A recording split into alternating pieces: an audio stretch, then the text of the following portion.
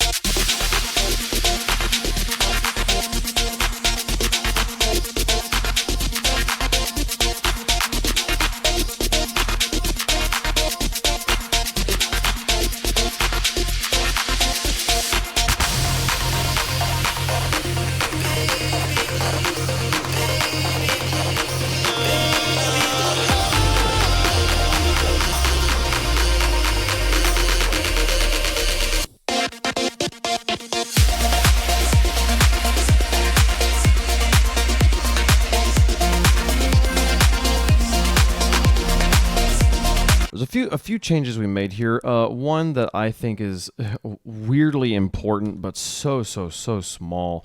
On this little kind of cutout measure here, where we're going just one last time before we drop back into the full sound, kind of going back from, we start with that super tight no reverb sound, and then kind of expand and build and then go right back to that no reverb sound for just a second, and then go into the full big huge reverb. This sound was hanging over for just a little bit at the beginning, and it was kind of killing the effect, where you really have to have a full beat of silence for this effect to come into play. So if I delete this note here, just play this, just a little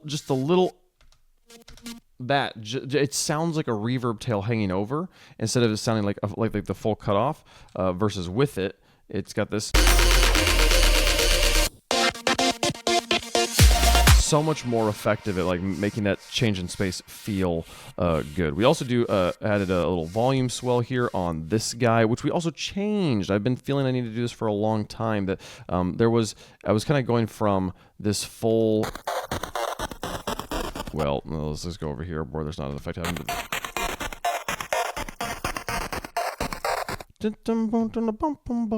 Sort of sound. Okay. So here's an example. Good thing I opened this up. This is one of those moments where the envelope is 16 bars, and actually, I listened through the whole piece after I added those 8 bars at the beginning, and I didn't catch this.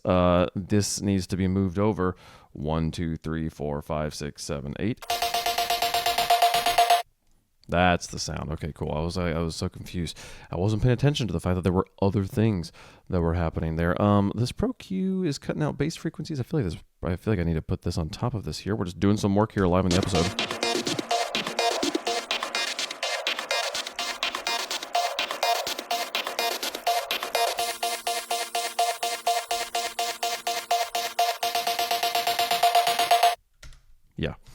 But yeah, that little swell up there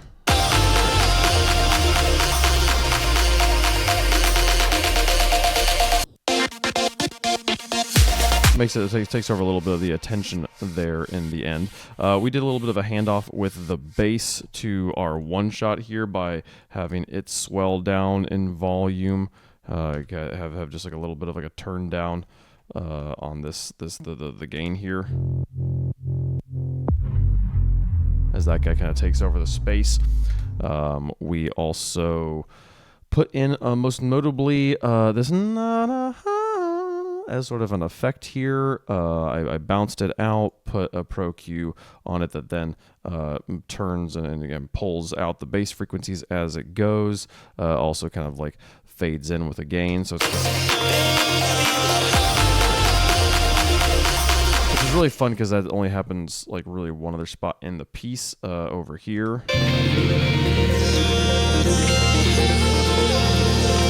And it happens in a very different harmonic context, so it's pretty, it was kind of a fun way to use that there. It's still kind of sitting on top of the mix, like when it comes in, it just kind of like is right there, but I do like how much it kind of like grabs the attention, and then how well it just kind of meshes into the background. And now it's gone. It just kind of disappears there into the mix, which is cool. I do kind of want this to become just kind of like a pile of sound that then kind of goes away. For that back in, you know. We also tried an effect a friend of mine recommended in the comments of putting like a little bit of like kind of vocal chop on this baby blue sound.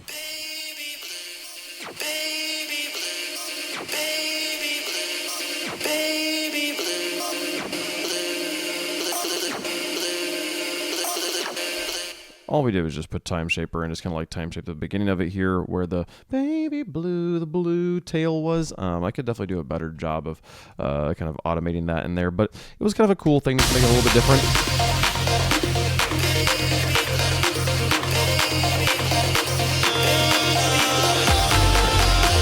Right as that thing comes in, I should probably do a little bit of gain like automation here to maybe make a little bit of space for this vocal, and then I can kind of pull the melisma down. That might help with our space, since they do assumedly occupy the same space. If I were to do that here, something kind of like this maybe, like 3 is probably too much, but like 2.5 isn't bad. And then we can come up here and kind of pull this down. Yep, try that. Let's see what this sounds like.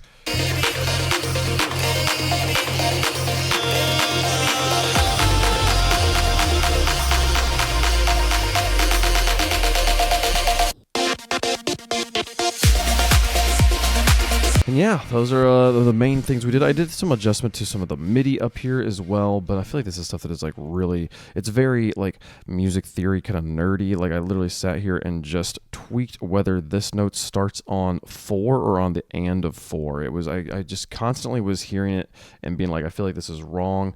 And now that I'm listening back through, I changed it in all the spots where this horn sound happens here. It's just this guy. I went through and changed where these notes start everywhere.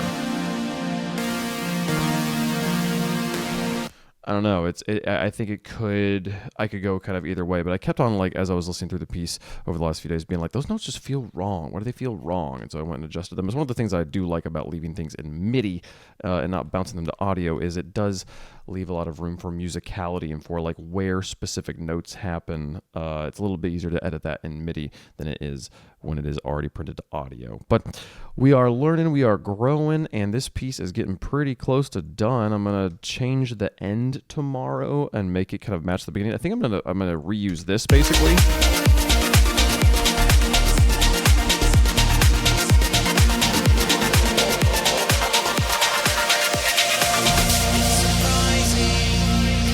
And have the piece basically end there.